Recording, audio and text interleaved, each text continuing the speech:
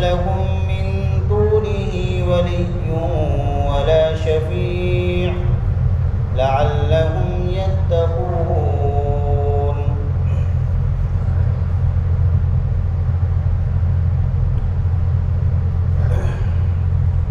حضرت نبی کریم صلی اللہ علیہ وسلم کی نبوت سے پہلے کی زندگی، 40 سالہ زندگی،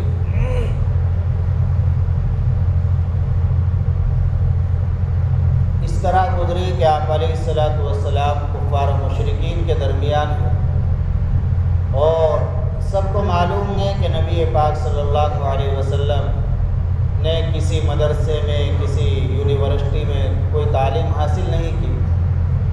آپ علیہ السلام نے کسی جگہ پر کوئی تعلیمی سلسلہ اپنا جاری نہیں رکھا، اور 40 سال کے بعد پھر نبی پاک صلی اللہ علیہ وسلم کی زبان مبارک سے ایسی باتیں نکلے کہ ان جیسی باتیں پورا عرب مل کر بھی نہیں پیش کر سکا۔ تو اگر دماغ پر زور دیا جائے اور عقل سے سوچا جائے تو انسان کے ایمان لانے کے لیے یہی بات کافی تھی کہ ایک آدمی جو 40 سال سے ہمارے درمیان رہ رہا تھا، اور جس کے بارے میں ہم جانتے ہیں کہ کہیں کوئی یونیورسٹی میں، کسی مدرسے میں کوئی تعلیم حاصل نہیں کی، بس جیسے ایک عام لوگوں کی زبان ہے ایسی آپ بھی استعمال کرتے ہیں زبان، اور آپ علیہ السلام کی دیانت، آپ کی دیانتداری، صداقت، سچائی، یہ سب پورے عرب میں مشہور تھی۔ تو پھر نبی پاک صلی اللہ علیہ وسلم لوگوں کو کوئی بات کہیں کہ اللہ کا حکم یہ ہے کہ تم ایمان لے آؤ، اللہ کو ایک مانو، بت پرستی کو چھوڑ دو، اور اللہ کے کلام کی آیتیں سنائیں، ایسی آیتیں کہ جن کو پورا عرب مل کر بھی ان جیسی آیتیں نہیں بنا سکا۔ تو یہی سب سے بڑا معجزہ اور سب سے بڑی دلیل تھی کہ اللہ کے نبی صلی اللہ علیہ وسلم اللہ کے سچے رسول ہیں، اور جو کچھ وہ کہہ رہے ہیں وہ سچ ہے، برحق ہے، اور اللہ ہی کا پیغام ہے۔ لیکن اس کے باوجود بھی مشرکین مکہ، خصوصاً جو بڑے بڑے سردار تھے، وہ نبی پاک صلی اللہ علیہ وسلم کی بے حد مخالفت کرتے تھے اسلام کی، اور آپ علیہ السلام جو دعوت پیش کر رہے تھے اس کی بہت زوردار مخالفت کرتے تھے۔ آپ علیہ السلام سے طرح طرح کے معجزوں کے مطالبے کرتے تھے۔ آپ علیہ السلام نے معجزات دکھائے بھی۔ ایک مرتبہ نبی پاک صلی اللہ علیہ وسلم کے پاس کفار مکہ کے جو لیڈر تھے، سردار ابو جہل، نضر بن حارث وغیرہ، یہ جمع ہوئے اور کہنے لگے کہ اگر آپ اللہ کے نبی ہیں تو چاند کے 2 ٹکڑے کر کے دکھاؤ۔ نبی پاک صلی اللہ علیہ وسلم نے اللہ سے دعا کی اور چاند کے 2 ٹکڑے ہوئے۔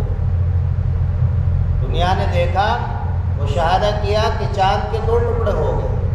کتنا بڑا معجزہ تھا، اس کو دیکھ کر ایمان لے آتے۔ چنانچہ دنیا میں بہت لوگ اس معجزوں کو دیکھ کر ایمان لائے، لیکن ان کے مقدر میں ہلاکت و بربادی لکھی ہوئی تھی، اور ان کے دل سیاہ ہو چکے تھے، اور یہ کفر اور عناد اور دشمنی کی وجہ سے نبی پاک صلی اللہ علیہ وسلم کی بات ماننے کے لیے تیار نہیں ہوتے۔ حالانکہ عقل میں آتی تھی، سمجھ میں آتا تھا کہ حق اور سچ یہ ہیں، اور تنہائی میں اس بات کا اقرار بھی کیا کرتے تھے کہ جو کچھ وہ کہہ رہے ہیں سچ ہے، لیکن پھر بھی ایمان نہیں لائے، اور کہنے لگے ان ھذا الا سحر مستمر، یہ تو ایک جادو ہے، ایک جادو دکھا دیا۔ اتنا بڑا معجزہ دیکھنے کے بعد آپ علیہ السلام نے بے شمار معجزات دکھائے۔ اللہ نے آپ کے ہاتھ پر بہت سارے معجزات ظاہر کیے۔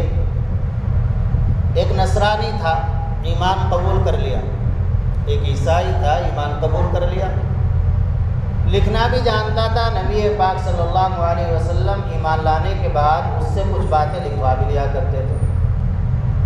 اس کے بعد پھر نعوذ باللہ مرتد ہو گیا اور پھر عیسائی بن گیا دوبارہ، اور نبی پاک صلی اللہ علیہ وسلم کے بارے میں طرح طرح کی غلط باتیں پھیلائی۔ اس کا انجام یہ ہوا کہ جب وہ مرا، مرنے کے بعد عیسائیوں نے اس کو دفن کیا۔ عیسائی بھی دفن ہی کرتے ہیں، جلاتے نہیں ہیں، انگریز بھی ہے، عیسائی دفن ہی کرتے ہیں۔ تو دفن کر دیا انہوں نے اپنے طریقے کے مطابق، دفن کر کے چلے گئے۔ صبح ہی دیکھا کہ قبر سے باہر پڑا ہوا ہے۔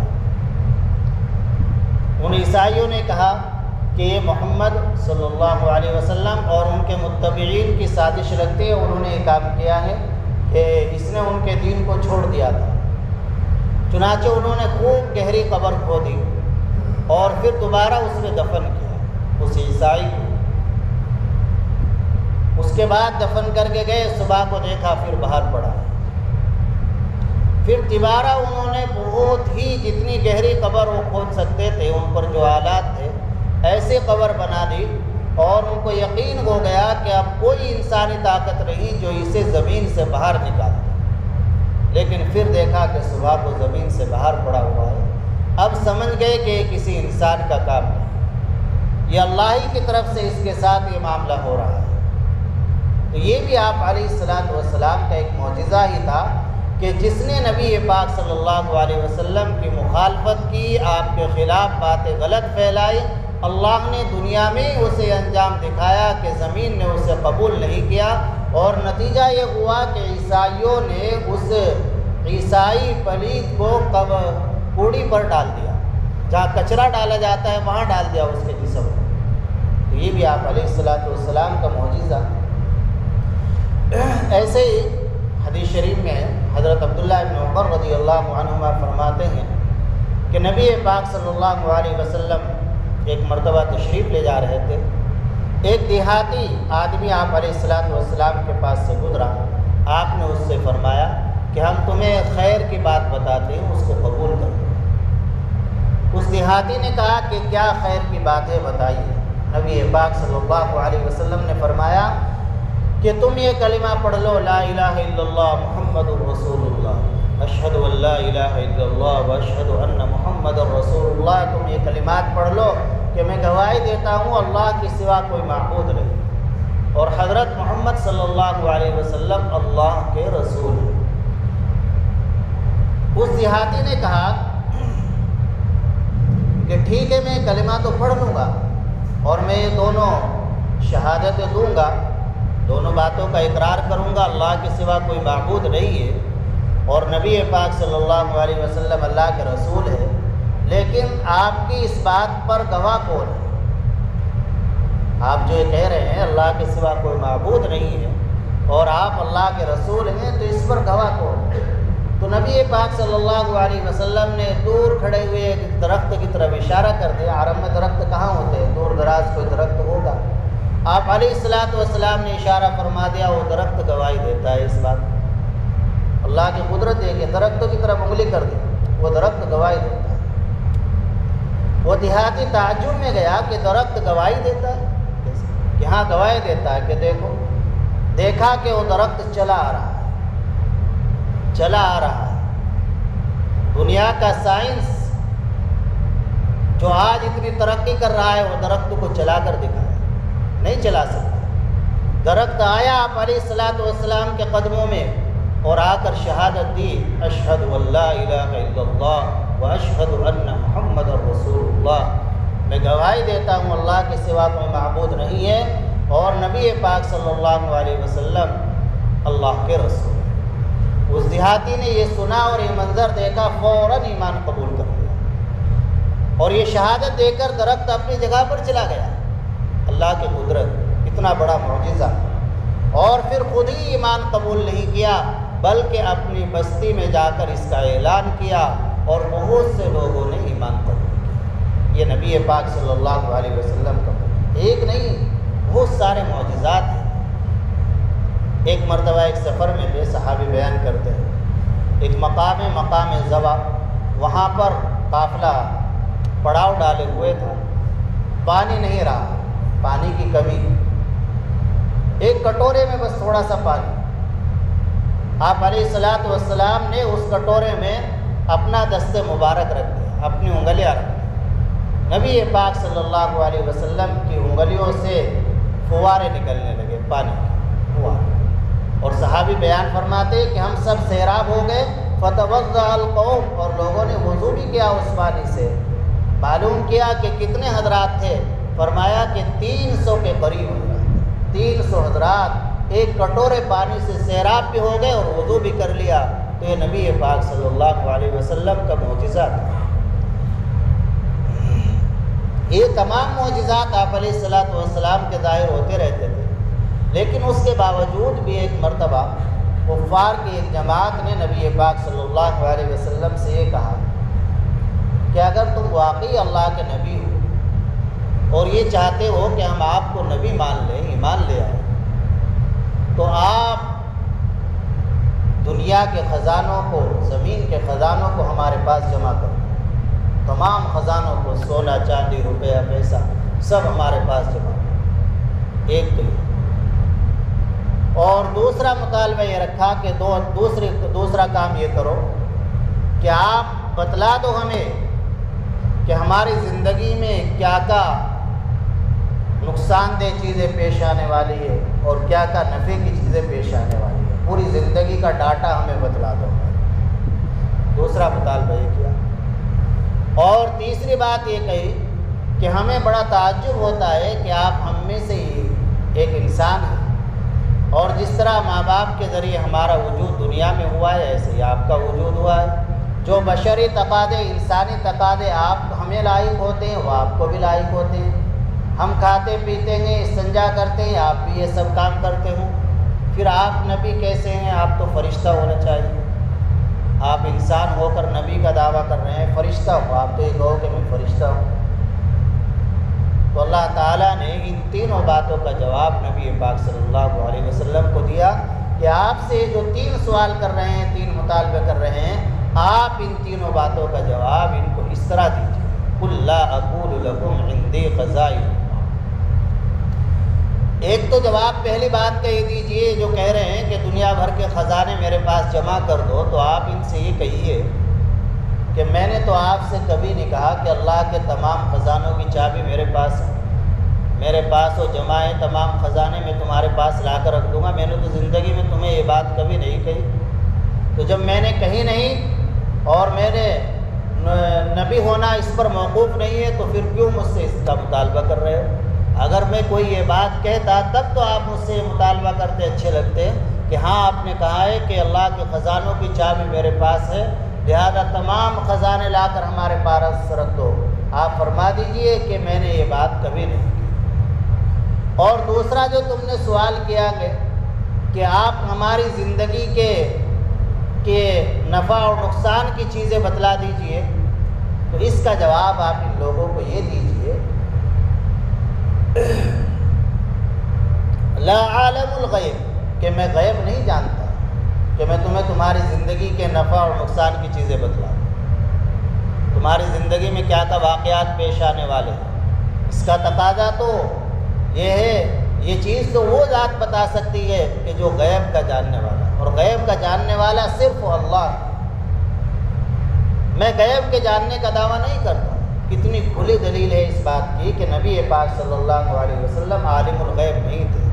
آپ خود فرما لیں عالم الغیب، میں غیب نہیں جانتا ہے، لیکن پھر بھی بریلیوں کی عقل پر ایسا پردہ پڑا ہوا ہے کہ وہ باوجود اس طرح کے تمام کھلی اور صاف دلیلوں کی، ایک عام سے عام انسان بھی، بچے سے بچہ بھی سمجھ سکتا ہے کہ جب خود ہی نبی پاک صلی اللہ علیہ وسلم فرما رہے لا عالم الغیب، تو پھر کیسے آپ علیہ الصلوۃ والسلام کے عالم الغیب ہونے کا عقیدہ رکھتے؟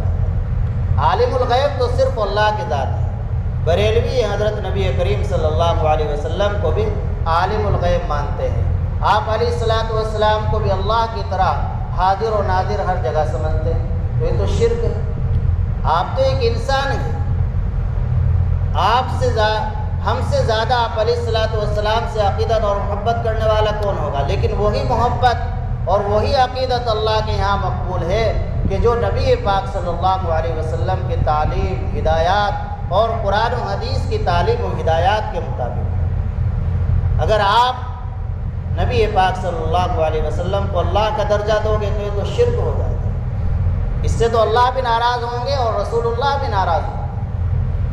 تو لا عالم الغیب، میں غیب کو نہیں جانتا، کہ میں تمہاری نفع اور نقصان کی زندگی بھر کی چیزیں تمہارے سامنے رکھ دوں، تمہیں یہ کام کرنا ہے، یہ کام نہیں کرنا ہے۔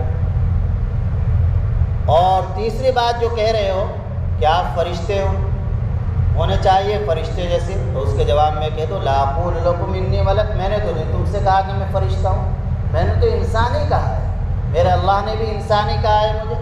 ما کان محمد ابا احد من رجالکم ولکن رسول اللہ وخاتم النبیین، اور نبی پاک صلی اللہ علیہ وسلم کو قرآن میں بھی بشر ہی کہا گیا ہے، انسان ہی کہا گیا ہے۔ تو میں نے کبھی نہیں دعویٰ کیا کہ میں عالم الغیب ہوں یا اللہ کے خزانوں کی چابی میرے پاس ہے جو میں تمہارے پاس و خزائن لا کر رکھ دوں، اور نہ ہی میں نے کبھی یہ دعویٰ کیا ہے کہ میں ایک فرشتہ ہوں، تو پھر تم مجھ سے یہ سب مطالبات کیوں کر رہے ہو؟ بلکہ آپ یہ کہیے ان اتبع الا ما یوحی الیہ، میں تو اسی بات کی پیروی کرتا ہوں اور اسی بات پر عمل کرتا ہوں اور دوسروں کو بھی اسی بات کی تعلیم دیتا ہوں جو میرا اللہ فرشتے کے ذریعے میرے پاس بھیجتا ہے۔ جو وحی میرے پاس آتی ہے اس وحی کا میں اتباع کرتا ہوں اور وہ اسی وحی کی دوسروں کو تعلیم دیتا ہوں۔ نہ میں نے کبھی یہ کہا کہ میں عالم الغیب ہوں، اور نہ میں نے کبھی یہ کہا کہ میں فرشتہ ہوں، اور نہ میں نے کبھی یہ کہا کہ اللہ کے خزانوں کی چابی میرے پاس ہے کہ جسے میں جو چاہوں دے دوں۔ بس میرا تو یہ کام ہے کہ اللہ کی طرف سے جو وحی آتی ہے اس وحی کا میں خود بھی اتباع کرتا ہوں اور دوسروں کو بھی وہی وحی تعلیم کرتا ہوں، ان تک بھی وہی پہنچاتا ہوں۔ قل هل يستوي الاعمى والبصير، آپ کہہ دیجئے کہ کیا بینا اور نابینا دونوں برابر ہو سکتے ہیں؟ کیا دیکھنے والا اور نہ دیکھنے والا دونوں برابر ہو سکتے ہیں؟ ہرگز نہیں۔ دیکھنے والا اور نہ دیکھنے والا دونوں برابر نہیں ہو سکتے۔ دیکھنے والا جو ہے وہ بہت سی چیزوں کو دیکھ کر جان سکتا ہے، نہ دیکھنے والا بہت سی چیزوں سے محروم ہوتا ہے، وہ نہیں دیکھ سکتا ہے۔ تو تم دیکھنے والوں میں بنو، یعنی باتوں کو سمجھو، حقیقت کو سمجھو اور ایمان قبول کرو، اور ایمان قبول کر کے بینا بن جاؤ، دیکھنے والے بن جاؤ، اندھے نہ بنو۔ افلا تتفکرون، کیا تم لوگ غور و فکر نہیں کرتے؟ اپنی عقل کو استعمال نہیں کرتے کہ غور و فکر کر کے اللہ کی قدرت کی نشانیوں کو دیکھ کر، اللہ کی مخلوق کو دیکھ کر اللہ پر ایمان لے۔ اللہ نے اتنی بڑی زمین پیدا فرمائی، اللہ نے آسمان پیدا فرمایا، اللہ نے پہاڑوں کو پیدا فرمایا، بے شمار اللہ نے مخلوقات پیدا فرمائی، سمندری کیسی کیسی مخلوقات ہے، آج کل موبائلوں کے ذریعے نظر آتی رہتی ہے، تو یہ سب اللہ کی قدرت کی نشانی نہیں؟ کتنی بڑی قدرت ہے اللہ کی، کتنے بڑے اللہ ہوں گے۔ تو ان سب کو دیکھ کر ایمان لاؤ، غور و فکر کرو اور اللہ پر کی ہدایات پر، اللہ کے احکام پر عمل کرنے والے بن جاؤ۔ وَأَنذِرْ بِهِ الَّذِينَ يَخَافُونَ أَن يُحْشَرُوا إِلَىٰ رَبِّهِمْ لَيْسَ لَهُم مِّن دُونِهِ وَلِيٌّ وَلَا شَفِيعٌ لَعَلَّهُمْ يَتَّقُونَ۔ اللہ نے نبی پاک صلی اللہ علیہ وسلم کو ہدایت دی کہ جو لوگ آپ اس سے بحث و مباحثہ کرتے ہیں اور پھر بھی ایمان نہیں لاتے، بس ان کا کام آپ کو پریشان کرنا ہے، بحث و مباحثہ کرنا ہے، ماننا اور ایمان لانا ان کا کام نہیں ہے، تو آپ ان کو چھوڑ دیجیے ان کے حال پر، ان کے حال پر چھوڑیے، وہ خود جانے اپنا کیا ہوگا۔ آپ ان لوگوں کو ڈرائیے اور ان لوگوں کو سمجھائیے کہ جن کے دلوں کے اندر اللہ کا خوف ہو، اللہ کا ڈر ہو، اور جنہیں یقین ہو اس بات کا کہ ہمیں ایک دن اللہ کے سامنے پیش ہونا ہے اور اللہ کے سامنے ہمارا حساب کتاب ہونا ہے، ایسے لوگوں کو آپ ڈرائیے۔ اس سے ہمیں یہی سبق ملتا ہے دعوت و تبلیغ کا، جماعت کا کام کرنے والوں کو بھی، کہ اگر کوئی آدمی بحث و مباحثہ کر رہا ہے تو اس کے ساتھ آپ بحث و مباحثہ نہ کریں، بلکہ اس کو اس کے حال پر چھوڑ دیں اور دوسروں کے پاس جائے دعوت لے کر، اور اس کے لیے اللہ کے سامنے دعا کرے کہ اللہ اس کو ہدایت دے دے، صحیح سمجھ دے۔ وَأَنذِرْ بِهِ الَّذِينَ يَخَافُونَ أَن يُحْشَرُوا إِلَىٰ رَبِّهِمْ، اور آپ ڈرائیے ان لوگوں کو جو ڈرتے ہیں اس بات سے کہ جمع کیا جائے گا ان کو ان کے رب کے پاس، لَيْسَ لَهُم مِّن دُونِهِ وَلِيٌّ وَلَا شَفِيعٌ، اور اللہ کے علاوہ کوئی مددگار اور سفارش کرنے والا نہیں ہوگا، لَعَلَّهُمْ يَتَّقُونَ، تاکہ وہ لوگ گناہوں سے اور نافرمانی سے اور اللہ کے احکام کو توڑنے سے بچتے رہیں اور وہ صحیح راستے پر آ جائے اور ہدایت پا لے۔ اللہ عمل کی توفیق عطا فرمائے۔ الحمدللہ رب العالمین والصلاة والسلام علی سید الانبیاء والمرسلین وعلى آلہ وصحبہ اجمعین. ربنا ظلمنا انفسنا وان لم تغفر لنا وترحمنا لنكونن من الخاسرین. ربنا آتنا فی الدنیا حسنہ وفی الآخرۃ حسنہ وقنا عذاب النار. یا اللہ ہم گناہ گار ہیں، اپنے تمام گناہوں سے توبہ کرتے ہیں. مولائے کریم اپنے دریائے رحمت سے ہمیں معاف فرما دے، پوری امت کو معاف فرما دے. یا اللہ ہمارے اس مختصر سے عمل کو اپنے بارگاہ میں قبول فرما لے، اس کو ہماری اصلاح کا ذریعہ بنا دے، ہماری نجات کا ذریعہ بنا دے. قرآن و حدیث سے یا اللہ ہمیں خصوصی تعلق نصیب فرما، خصوصی شغف نصیب فرما. یا اللہ قرآن و حدیث کی صحیح فہم نصیب فرما. یا اللہ ہمارے پڑھنے پڑھانے کو قبول فرما. یا اللہ اپنی شائن شان سب کو بہترین بدلہ عنایت فرما. ہم سب کے تمام جائز ضروریات کو پورا فرما، جائز مقاصد کو پورا فرما.